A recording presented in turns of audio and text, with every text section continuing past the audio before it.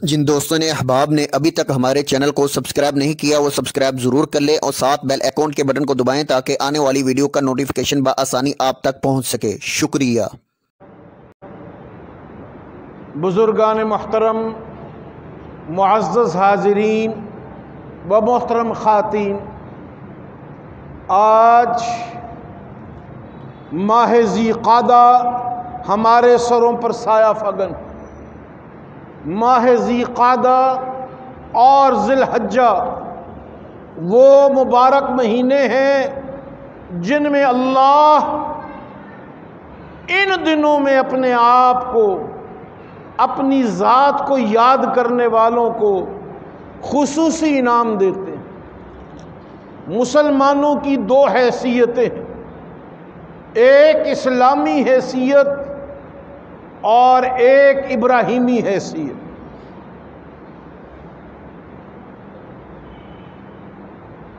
مسلمانوں کو سیدنا ابراہیم خلیل اللہ کے ساتھ ایک نسبت خاصہ حاصل ہے، اس لیے وہ درود جو آپ باوضو پڑھیں یا بے وضو پڑھیں، وہ درود پاک جس کو آپ ادھورا پڑھیں یا مکمل پڑھیں، وہ درود پاک جس میں جو بھی غلطی ہو اللہ ہر طرح کے عیب والے درود کو بھی قبول فرما لے، اس لیے کہ یہ درود بر محمد ہے، اور لفظ محمد اتنا خوبصورت ہے کہ جب انسان لفظ محمد ادا کرتا ہے تو ہونٹ اپنا بوسہ خود لیتے، ہر دفعہ جب نام محمد بلند کیا جاتا ہے تو دونوں ہونٹ خود بوسہ لیتے ہیں۔ یہ وہ اعزاز ہے جو کسی اور لفظ کی ادائیگی میں انسان کو اللہ نے عطا نہیں فرمایا۔ اس لیے درود وہ عبادت ہے جس میں رب اور بندہ ایک ہو جاتے ہیں۔ اللہ قرآن میں فرماتے ہیں ان اللہ و ملائکتہ یصلون علی النبی یا ایھا الذین آمنوا صلوا علیہ وسلموا تسلیما۔ اے بندگان خدا، رب اپنی شان کے مطابق اپنے محبوب پر درود و سلام کے ہدیے بھیجتے ہیں، ملائکہ اپنی شان کے مطابق۔ اے انسانو، تم بھی اپنی ہمت کے مطابق میرے محبوب پر درود و سلام کے تحفے اور ہدیے بھیجتے رہو، اور ایک مرتبہ درود پڑھنے والے کی 10 غلطیاں معاف، 10 درجے بلند، اور اللہ کی 10 رحمتیں اس پر۔ اور یہ درود و سلام قبول ہی تب ہوتا ہے جب اس میں محمد کے دادا ابراہیم خلیل اللہ کا ذکر۔ سیدنا ابراہیم خلیل اللہ تمام سلاسل کے بڑے، یہودیوں کے بھی بڑے ہیں، عیسائیوں کے بھی بڑے ہیں، اور مسلمانوں کے بھی بڑے۔ اس دنیا کی چودراہٹ، اس دنیا کی سرداری پہلے جنات کے پاس تھی۔ جنات اس کائنات میں اللہ کے نمائندے تھے۔ جب جنات سے پوری اتباع اور پورا اللہ کی مرضی تمام تر طریقوں سے پوری نہ ہو سکی تو اللہ نے جنات سے دنیا کی چودراہٹ لے لی۔ جنات میں ایک اتنا عبادت گزار تھا کہ فرشتے اس کی عبادت کے آگے ہیج تھے۔ فرشتوں نے اس جن کے آگے مقابلہ کرنا چھوڑ دیا، اور وہ جن تمام ملائکہ سے زیادہ اللہ کو محبوب ہو۔ ایک دن رب نے کہا اب دنیا کی سرداری جنات کی بجائے ایک نئی مخلوق کے پاس ہو۔ اللہ تبارک و تعالی نے ملائکہ کو، فرشتوں کو کہا، نوریوں کو کہا انی جاعل فی الارض خلیفہ، میں دنیا میں اپنا ایک نائب بنانے والا ہوں، ایک نائب بھیجنے والا ہوں۔ تو فرشتوں نے کہا کہ کیا تو اس دنیا میں ان کو اپنا نائب بنائے گا جو ایک دوسرے کا خون بہائیں گے، ایک دوسرے کی بات کو مسترد کریں گے اور ایک دوسرے کے مخالفت میں آگے بڑھیں گے؟ فرمایا انی جاعل فی الارض خلیفہ، میں زمین میں جس کو خلیفہ بنانے والا ہوں اس کی عظمت میں جانتا ہوں، تم نہیں جانتے۔ فرمایا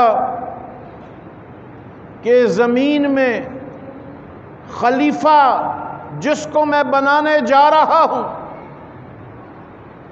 انی اعلم ما لا تعلمون، اس کی عظمت میں جانتا ہوں، تم نہیں جانتے۔ فرشتوں نے کہا تو رب ہے، تو بہتر جانتا ہے، بے شک تو اپنے فیصلوں پر عمل کرنا خود بہتر جانتا۔ صاحبو، وہ جو جنات میں ایک سب سے نیک تھا، اس نے کہا کہ یہ تو تیری مرضی ہے، لَأَغْوِيَنَّهُمْ أَجْمَعِينَ، میں ان سب کو بھڑکاؤں گا، نافرمان بناؤں گا۔ اللہ نے کہا تو بنا لے، لیکن انجام چیزوں کا میرے پاس ہے۔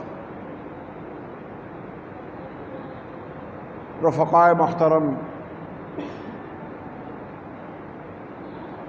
انسان جب پوری دنیا میں اللہ کا نمائندہ بن گیا تو اللہ تبارک و تعالی نے انسانوں کو کہا دیکھو تم دنیا کے مکین نہیں ہو۔ تو جو ہے بیٹا، آپ میری بات کو سمجھنے کی کوشش فرما رہے ہیں۔ اللہ نے فرمایا انسانوں کو کہ دیکھو دنیا تمہارا ٹھکانہ نہیں ہے، دنیا تمہارا گھر نہیں ہے، تم جنت کے رہائشی ہو، جنت کے رہنے والے ہو، تھوڑی دیر کے لیے دنیا میں جا رہے ہو، پھر واپس تم نے جنت میں آنا۔ یہ شیطان تمہیں جنت سے دور کرنے کی کوشش کرے گا، لیکن تم نے اپنے ملک کی شہریت، اپنے ملک جنت کی ہواؤں کو نہیں چھوڑنا۔ پھر اللہ نے فرمایا کہ میں نے جب سے دنیا بنائی ہے، دنیا پر ایک لمحے کے لیے بھی نظر کرم نہیں فرمائی، لیکن جنت پہ میں ہر ہفتے نظر رحمت ڈالتا ہوں۔ پھر فرمایا میں نے دنیا جب سے بنائی ہے اس پہ ایک دفعہ بھی نگاہ کرم نہیں فرمائی، اور اونچے درجے کی جو جنت ہے الفردوس، اس میں صبح میں نظر کرم کی ڈالتا ہوں، دوپہر کو ڈالتا ہوں اور شام کو ڈالتا ہوں۔ اور حدیث شریف میں آتا ہے اللہ جب ایک مرتبہ نظر کرم فرماتے ہیں تو جنت کو 1 ارب مرتبہ ری ڈیکوریٹ کیا جاتا ہے، زیادہ خوبصورت بنایا جاتا ہے، پھر زیادہ، پھر زیادہ، پھر اور زیادہ، اور جب تک آپ جائیں گے وہاں کسی کا وضو نہیں ٹوٹے گا، وہاں کسی کو بول و براز نہیں آئے گا، وہاں آپ جس کام میں مصروف ہونا چاہیں گے اس کام کی لذتیں بڑھتی چلی جائیں گی، اور جنتیوں کے لیے 70 ہزار حوریں ایک ایک جنتی کو ملیں گی، اور دنیا کی آپ کی بیویاں جو آپ کی طرح عبادت گزار ہوں گی وہ بھی آپ کی ساتھ رہیں گی۔ جب انسان اپنی بیوی کے ساتھ جنت میں جائے گا تو حوریں جنت کی عورتوں کا، جنت کی حوروں کا آپ کی دنیا کی بیویوں سے مقابلہ ہوگا۔ جنت کی عورتیں کہیں گی، حوریں کہیں گی، ہم پہ کبھی زوال نہیں آیا، اور اے دنیا کی عورتوں تم ایک خاص مدت تک پاک رہی، پھر اللہ نے تم سے جوانی چھین لی، ہم پہ کبھی زوال نہیں آیا، تم ایک مدت تک حسین رہی، ہم پر کبھی ہمارے حسن کو زوال نہیں آیا۔ دنیا میں پاک بیبیوں کی سردار سید عائشہ کا مقابلہ ان حوروں سے ہوگا۔ سید عائشہ سلام اللہ علیہا کہیں گی ہم نے وضو کرنے کی سعادت پائی، تم نے کبھی وضو نہیں کیا، ہم نے تہجد پڑھنے کی سعادت پائی، تم نے کبھی نماز نہیں پڑھی، ہم نے سجدے کی سعادت پائی، تمہیں کبھی توفیق سجدہ نہیں۔ جب دنیا کی پاک بیویوں کا جنت کی حوروں سے مقابلہ ہوگا تو وہ پاک بیویاں مقابلہ جیت جائیں گی، اور اس مقابلے میں رب العالمین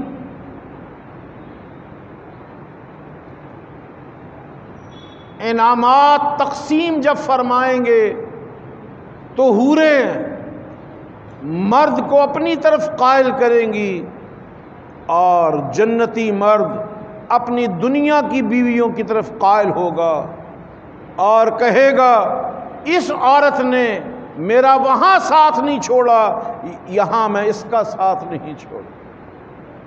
اور وہ جنتی بیویاں، وہ پاک باز عورتیں اپنے مردوں کی خدمت میں مصروف ہوں گی تو وہ حوریں کہیں گی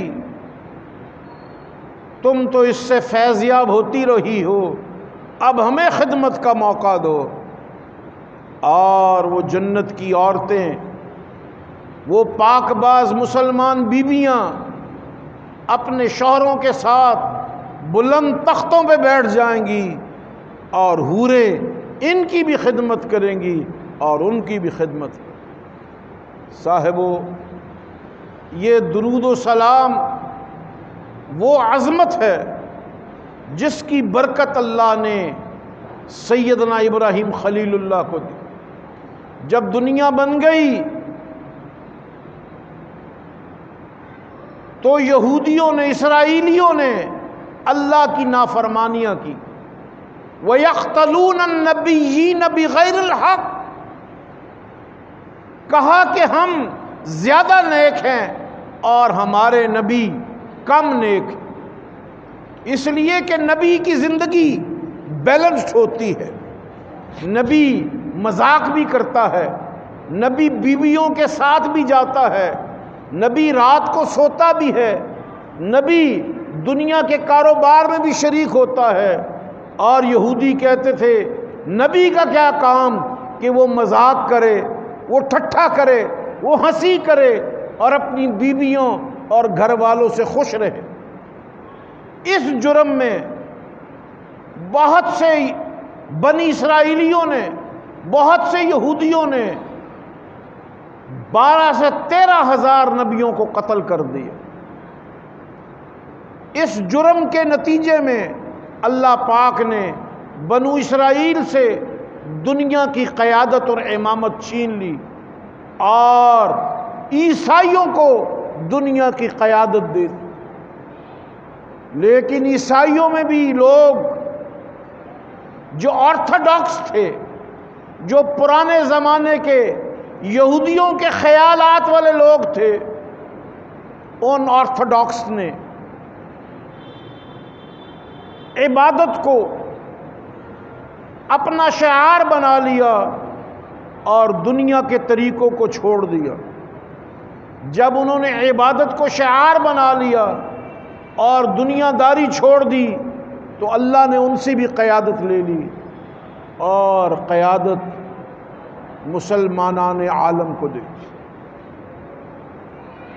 اب ہماری 2 عیدیں ہیں، ایک اسلامی عید جو چھوٹی عید کہلاتی ہے، رمضان کے روزوں کے بعد آتی ہے، اور دوسری عید ذی الحجہ کی قربانی کے بعد آتی ہے۔ یہ چودراہٹ کی عید ہے، یہ وڈپ رکھنے کی عید ہے، یہ دنیا میں عیسائیوں اور یہودیوں کے مقابلے میں عالمی سیاست کی عید ہے۔ دنیا میں سیاست کا مقابلہ یہودیوں اور مسلمانوں کا ہو رہا ہے۔ یہ میکڈونلڈ، یہ KFC، یہ پیپسی، یہ کوکا کولا، یہ سب یہودیوں کے وہ نمائندے ہیں جن کی جنگ مسلمانوں کے ساتھ۔ زمانہ قرب قیامت میں مسلمانوں میں شعور پیدا ہوگا اور مسلمانوں کی اپنی تجارت آگے آئے گی۔ دنیا میں سیاست کا مقصد زیادہ دولت کمانا ہے، پھر قیامت کے قریب مسلمانوں کے اپنے پروڈکٹس ہوں گے، اپنی چیزیں ہوں گی اور یہودی اس میں شکست کھا جائیں گے۔ جب پوری دنیا میں مسلمانوں کی تجارت آگے بڑھ جائے گی تو اللہ تبارک و تعالی جنگوں میں بھی مسلمانوں کو برکت دیں گے۔ اور سیدنا اسماعیل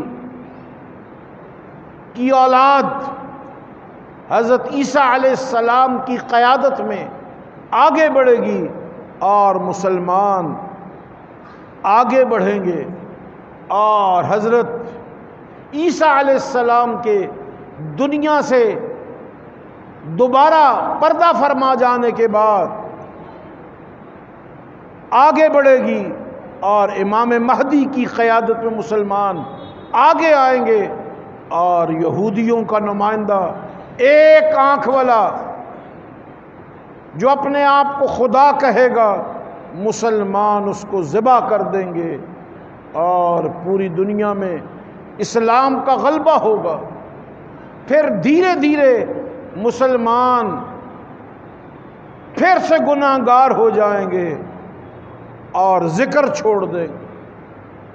جب دنیا کے مسلمان ذکر چھوڑ دیں گے تو پھر اللہ کی لعنت مسلمانوں کو کھا جائے گی اور پوری دنیا سے مسلمان رسوا ہو کر مدینے میں سمٹ جائیں گے اور قیامت کا سور پھونکا جائے گا اور دنیا ختم ہو جائے گی۔ دنیا تب تک باقی رہے گی، حدیث شریف میں آتا ہے لا یقوم الساعہ حتی یقولوا اللہ اللہ۔ دنیا اس وقت تک ختم نہیں ہوگی، اس وقت تک قیامت نہیں آئے گی جب تک ایک بھی ذکر کرنے والا باقی رہے گی۔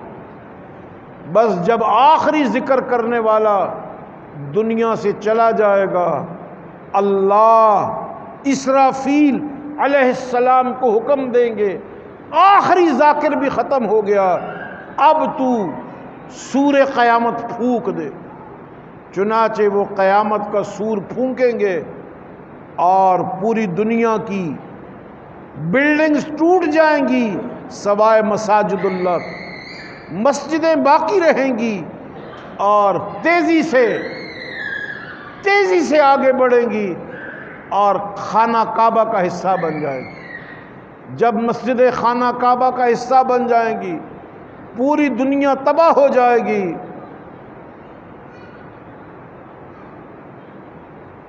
تو تمام دنیا کے لوگ روز محشر سائے کی تلاش میں آگے بڑھے۔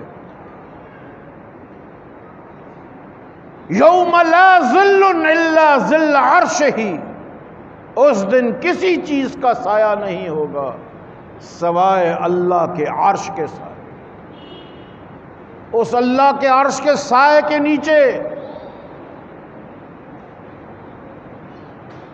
ان کو پناہ ملے گی جو آپس میں پیر بھائی ہوں گے اور ان کی محبت دوسرے سے اللہ کے لیے ہو۔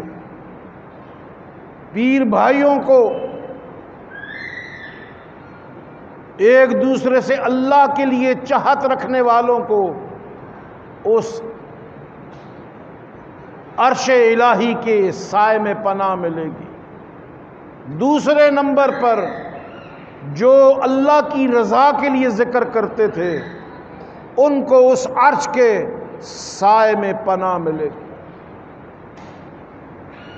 اور باقی تمام گناہ گار لوگ اپنے گناہوں کے مطابق اپنے پسینے میں ڈوب جائیں گے۔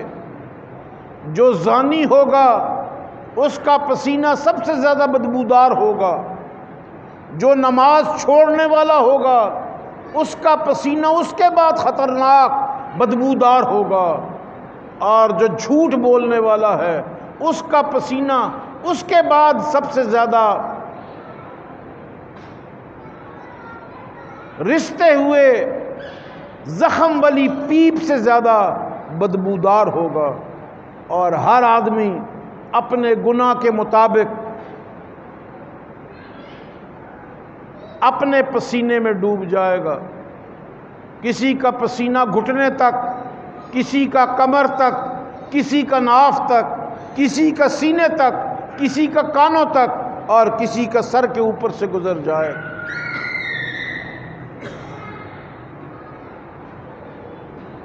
جب انسانیت اس کرب سے گزرے گی تو تمام دنیا کے لوگ حضرت ابراہیم خلیل اللہ کے جد امجد سیدنا آدم صفی اللہ کے پاس پہنچیں گے۔ حضرت آدم سے عرض کریں گے، اے ہمارے بابا جان، اس عذاب سے ہماری جان چھڑاؤ۔ وہ کہے گا کہ میں نے تو شیطان کے کہنے پر جنت چھوڑ دی تھی، مجھ میں ہمت نہیں کہ ان کے حضور پیش ہو سکے۔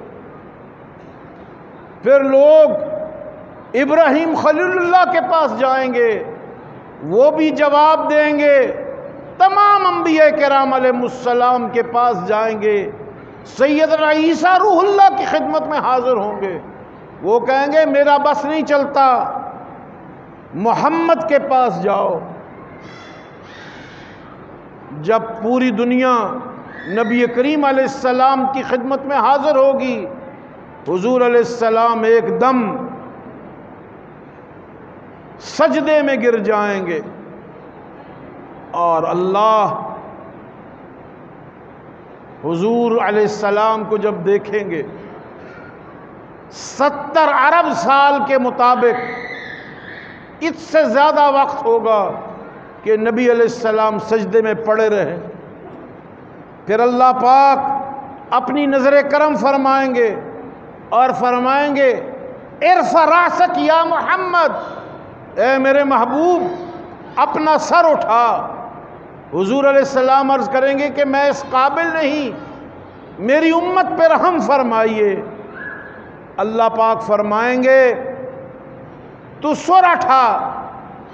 حضور علیہ السلام عرض کریں گے باری تعالیٰ میری امت کی مغفرت فرما دیجئے۔ اللہ فرمائیں گے میرے محبوب تو اٹھا، میں نے تجھے کہنے سے پہلے کہ سر اٹھا میں نے تیری امت کی مغفرت فرما دی۔ اور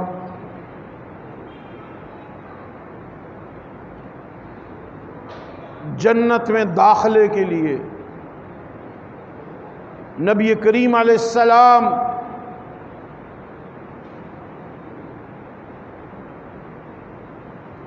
نبی علیہ السلام کو فرمائیں گے اے میرے محبوب جنت کے 8 دروازوں میں سے جس میں چاہے داخل ہو جائے۔ نبی کریم علیہ السلام ایک مبارک نورانی گھوڑے پر سوار ہوں گے۔ حضور علیہ السلام عرض کریں گے اجازت ہو تو میرا مؤذن بلال مجھ سے آگے جائے۔ چنانچہ نبی علیہ السلام کے داخلے سے پہلے سیدنا بلال حبشی رضی اللہ تعالی عنہ جنت میں داخل ہوں گے۔ پھر حضور علیہ السلام کے اندر تشریف لاتے ہی حکم ہوگا تمام جنتی بھی تشریف لے آئیں، اور اللہ پاک درجہ بدرجہ جنتیوں کو داخلہ عطا فرمائیں گے۔ اللہ مجھے اور آپ کو بھی جنت میں داخلہ نصیب فرمائے، اور میری اور آپ کی زندگی کی آخری سانس ذکر کرتے ہوئے ہی نکل جائے۔ صاحبو، ذکر کرنے والا آج دنیا میں بھی کامیاب، کل آخرت میں بھی کامیاب۔ وآخر دعوانا ان الحمد للہ رب العالمین۔